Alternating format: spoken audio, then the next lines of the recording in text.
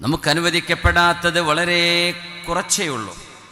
Halaal is abundance and Haram is very limited. വളരെ കുറച്ചേ അള്ളാഹു ഹറാമാക്കിയതുള്ളൂ. ഒരു പാർട്ടി നടക്കുമ്പോൾ അവിടെ മദ്യപാനവും അനിസ്ലാമികമായ ആചാരങ്ങളും അനിസ്ലാമികമായ പലതും സ്റ്റേജിലും അല്ലായകയും നടന്നുകൊണ്ടിരിക്കുമ്പോൾ എൻ്റെ വീടിൻ്റെ ആഘോഷങ്ങളിൽ, എൻ്റെ മക്കളുടെ വിവാഹങ്ങളിൽ ഞാൻ ഇടപെടുന്നിടത്ത് അതൊന്നും എനിക്ക് വേണ്ട എന്നൊരു മുസ്ലിം തീരുമാനിക്കുമ്പോൾ എന്താണ് അയാൾക്ക് ലഭിക്കാൻ പോകുന്നത്?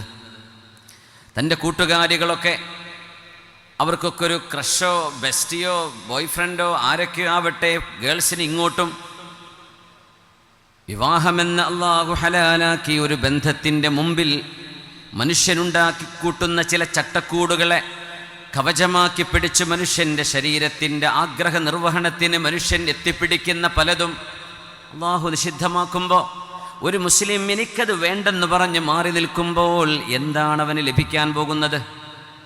സ്വർഗമുണ്ടെന്ന് ഉറപ്പ് തന്നെ. ഈ ലോകത്ത് എന്തു കിട്ടും? ആ ചോദ്യത്തിന് മറുപടിയാണ് സൂറത്തുൻ നഹ്ലിൽ അള്ളാഹു നമ്മളോട് പറയുന്ന ഈ ആയത്ത്. ബിസ്മില്ലാഹിർ റഹ്മാനിർ റഹീം. മൻ അമില സാലിഹൻ മിൻ ദക്കരിൻ ഔ ഉൻസാ വഹുവ മുഅ്മിൻ. സത്യവിശ്വാസിയായി സൽക്കർമ്മം അനുഷ്ഠിക്കുന്ന ഒരാണും പെണ്ണും, ഒരാൺകുട്ടിയും ഒരു പെൺകുട്ടിയും, ഒരു യുവാവും ഒരു യുവതിയും, എന്ത് കിട്ടും അവർക്ക്?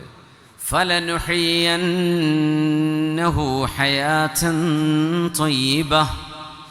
വളരെ സമാധാനപൂർണമായ സന്തുഷ്ടമായ ജീവിതം ഈ ലോകത്ത് നാം അവർക്ക് നൽകും. ഈ ലോകത്ത് ഏറ്റവും സമാധാനമുള്ളത് മദ്യപിക്കാതെ ജീവിക്കുന്നവർക്കാണ്, ഡ്രഗ് അടിക്കുന്നവർക്കല്ല. ഈ ലോകത്ത് ഏറ്റവും സമാധാനമുള്ളത് ആർക്കാണെന്നറിയോ? ആരാധന ചെയ്യുന്നവർക്കാണ്, ഇബാദത്ത് ചെയ്യുന്നവർക്കാണ്. സൈക്കോളജിസ്റ്റുകൾ വേറെ പല പേരിട്ട് വിളിക്കും, മെഡിറ്റേഷൻ വേണമെന്ന് പറയും. ഒരു മുസ്ലിമിന് 5 നേരത്തെ മെഡിറ്റേഷൻ, 5 നേരത്തെ നമ്മുടെ നിസ്കാരമാണ്. ആ നിലക്ക് നമുക്കതിനെ കാണാൻ കഴിഞ്ഞാൽ ഫലനുഹയ്യന്നഹു ഹയാതൻ ത്വയ്യിബ, ഏറ്റവും മനോഹരമായ ജീവിതം. ഹയാതൻ ത്വയ്യിബ എങ്ങനെ ഇതിനെ ട്രാൻസ്ലേറ്റ് ചെയ്യുമെന്നറിയില്ല. അള്ളാഹു നൽകുന്ന ജീവിതം, we will give him a fulfilling life. എങ്ങനെ മലയാളത്തിൽ പറയാം? ആത്മസംതൃപ്തി നൽകുന്ന ജീവിതം. പടച്ചോൻ പറഞ്ഞതുപോലെ കേട്ട് ജീവിച്ചാൽ എന്ത് കിട്ടുമെന്ന് പറഞ്ഞാൽ ആത്മനിർവൃതിയുള്ള ജീവിതം ഇവിടെ ആ മനുഷ്യന് അള്ളാഹു നൽകിയിരിക്കും.